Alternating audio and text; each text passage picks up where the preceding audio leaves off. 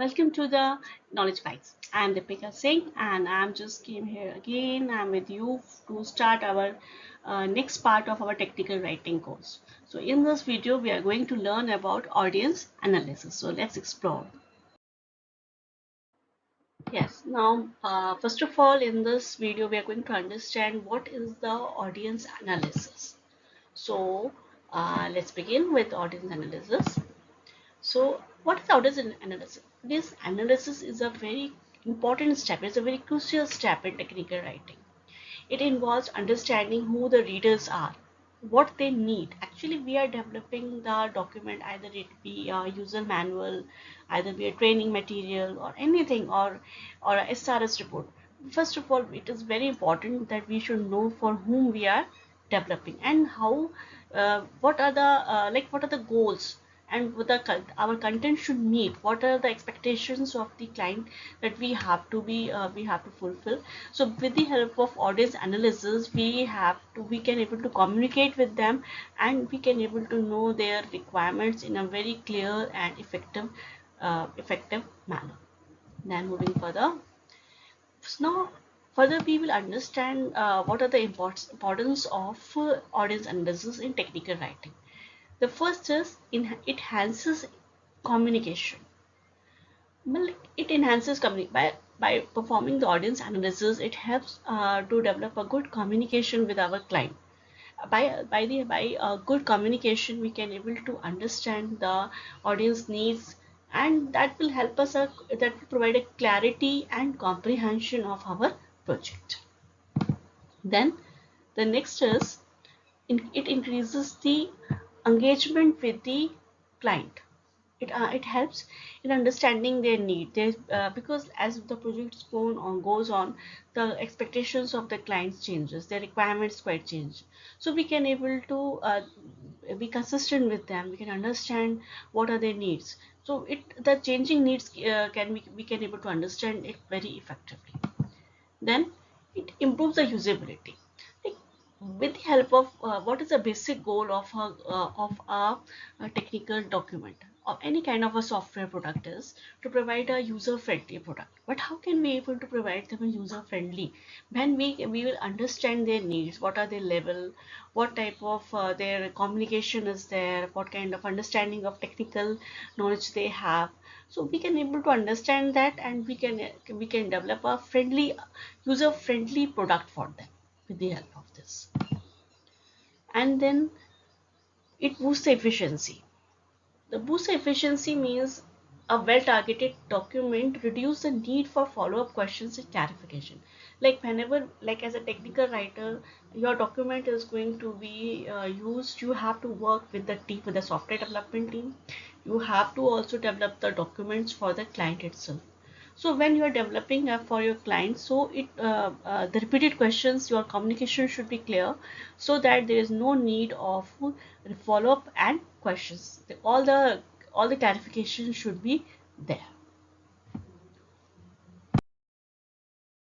Now moving further, we will study about the key components of the audience analysis. In this, the first is identifying the audience.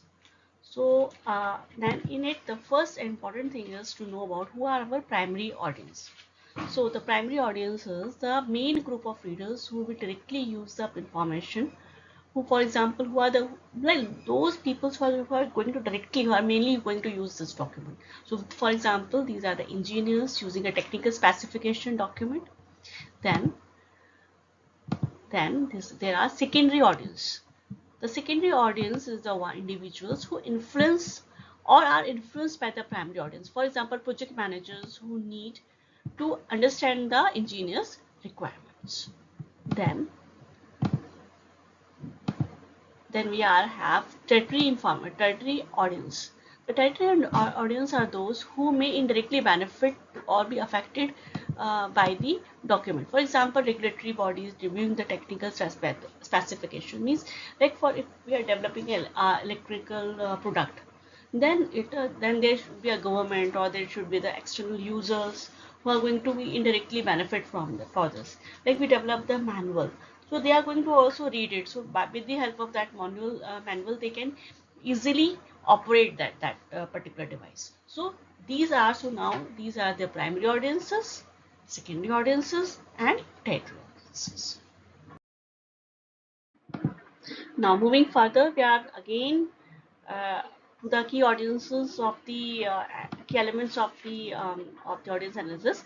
The second factor is that we have to learn about the audience characteristics.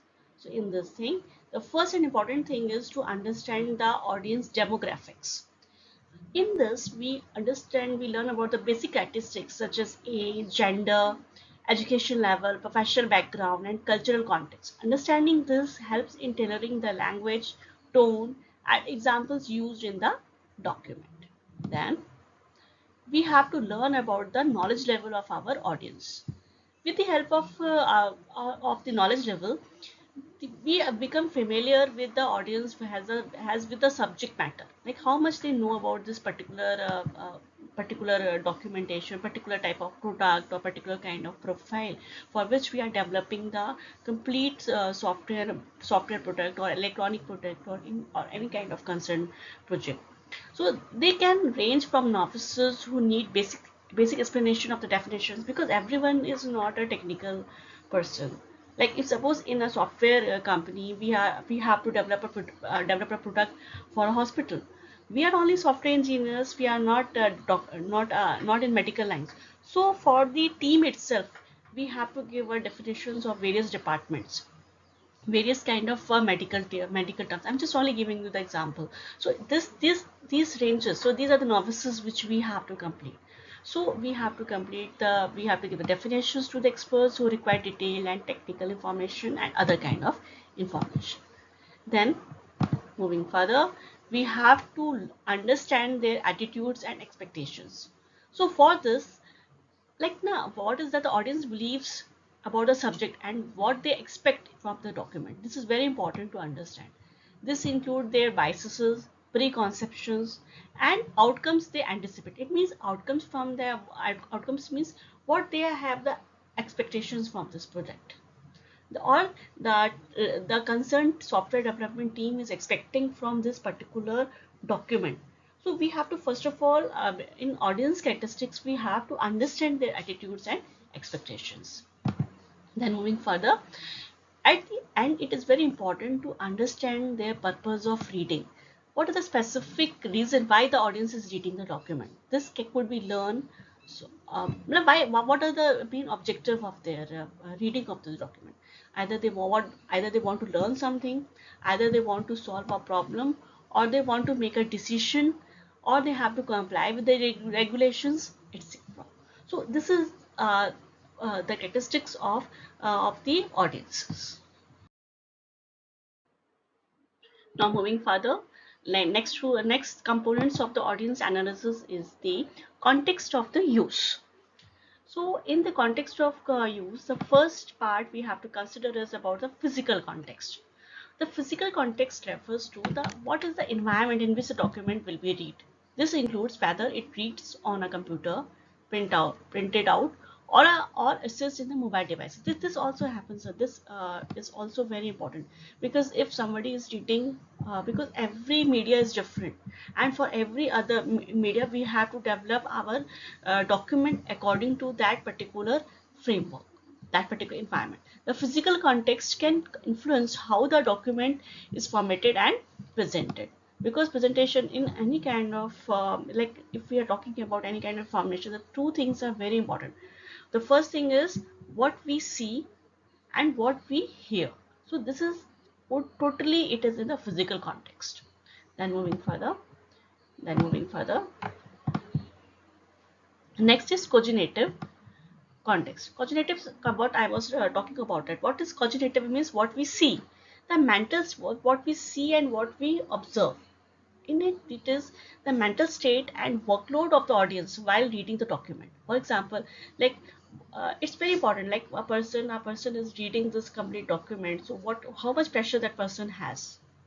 So if, for example, if the readers are likely to be under the time pressure or multitasking, the document should be concise and easy to navigate. Suppose if like we are developing a project for our software team and we have a very tight time schedule, we have to give information from point to point. But if suppose the project is have a timing, so then we can able to give the information in a more detailed way. So this is a something which we have to understand this thing.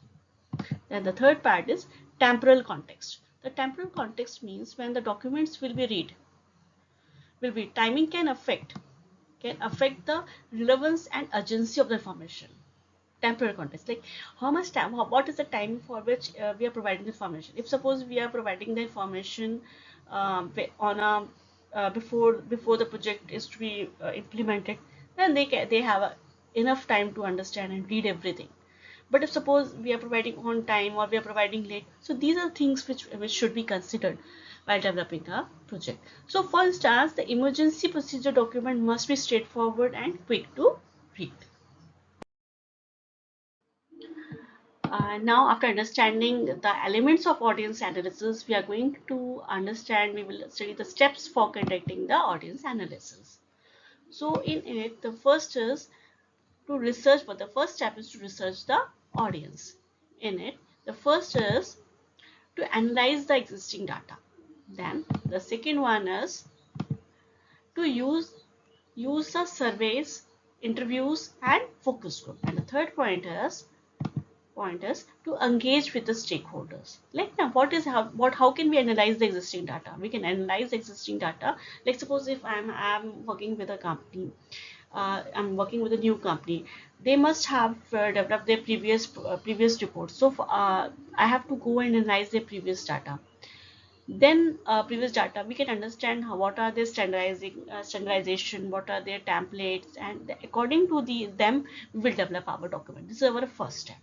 Then after doing the after going through the templates and the documents, their formatting, we will do the survey, interview, and focus group. If suppose I am developing a software documents for the internal team, then I will do the interview with the internal team.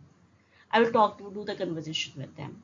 If I'm developing a team for the user manual, then I will go through the surveys, interviews, and the focus groups. And then finally engage with the stakeholders. Stakeholders can be the internal team, project managers, the end users. So we have to communicate with them, and then by have to get the complete picture of the project and what are their expectations.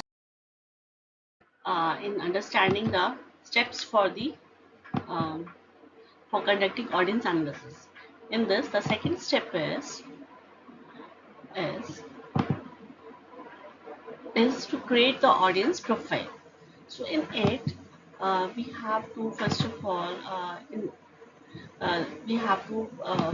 all develop a detailed profile. Detailed profile or persona that represents the different segments of your audience.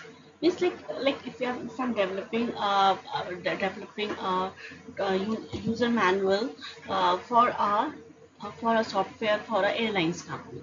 So I have to develop the complete profile or persona of the employees of their employees and the persons who are going to use this user manual. So in this like now in the create the audience profile, we have to develop a detailed profile of the users in it.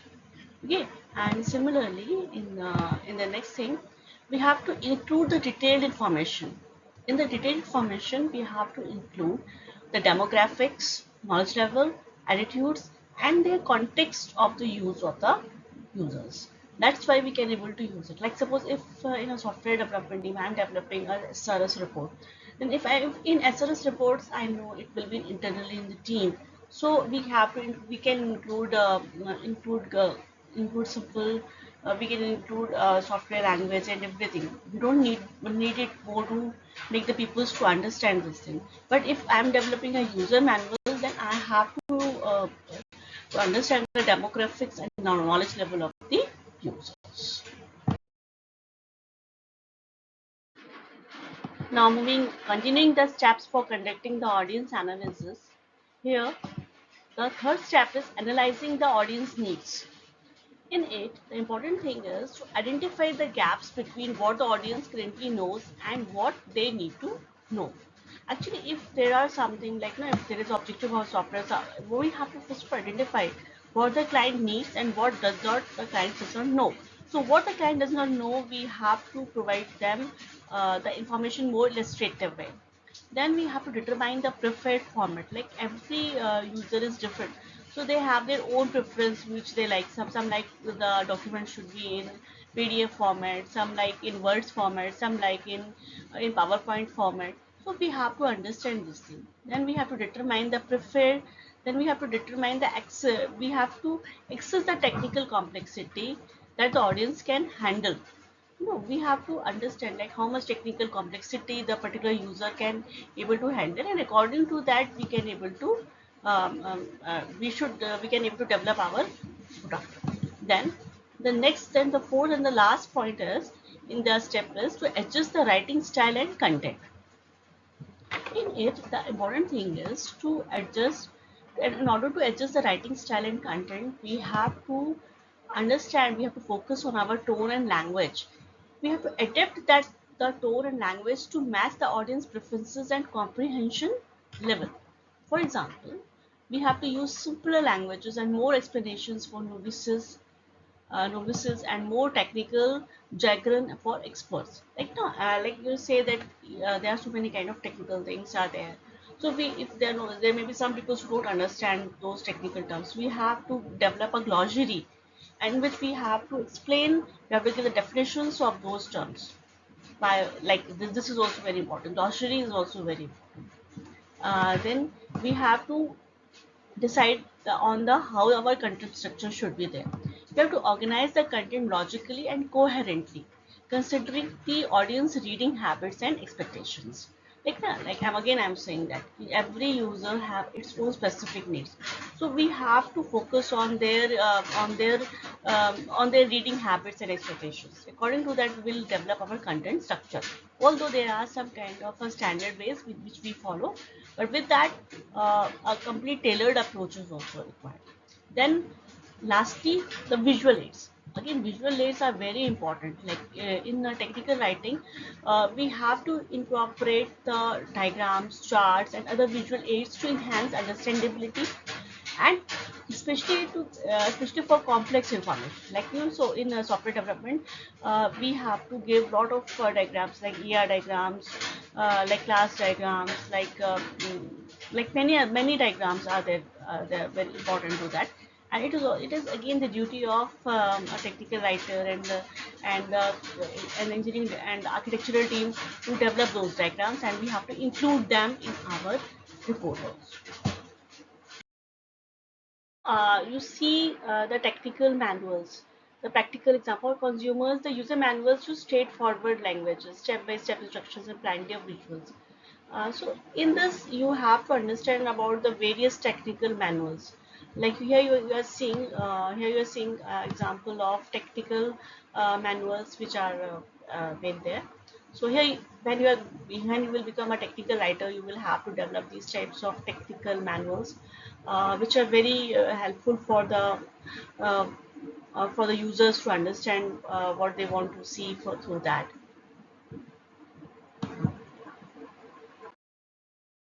Now see the format of SRS report, which is also a very important document which usually the technical writers develop. You can see that this is a sample of a SRS project report. The diagram is also there. You can see you can see that these are the templates are there for SRS of every company, which you all have to use it, and you have to develop that the SRS report for that particular project. So you can see that there are so many parts. In the later part of my course, I will explain all the formats and templates, and how you, what are kind of levels, how you develop these documents in the very way. Yeah, this is, you can see here. Yes. This is another example of SRS. You can see these are the elements which we put in the SRS project report. All these kind of documents are being developed by the technical writers itself.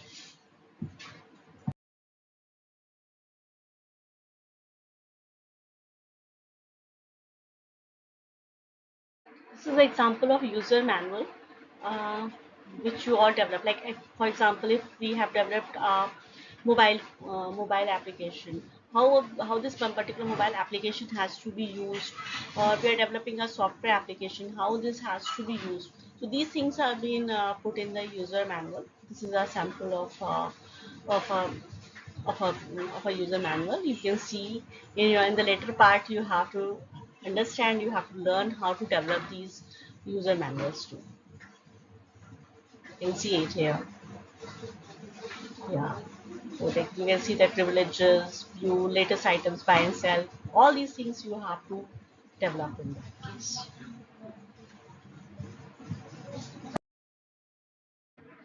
Thank you very much for seeing this video, and please give your comments. How do you like this video? In the next part of this course or technical writing, I will elaborate on more elements of this course. Thank you very much and have been interested. Please, thank you very much.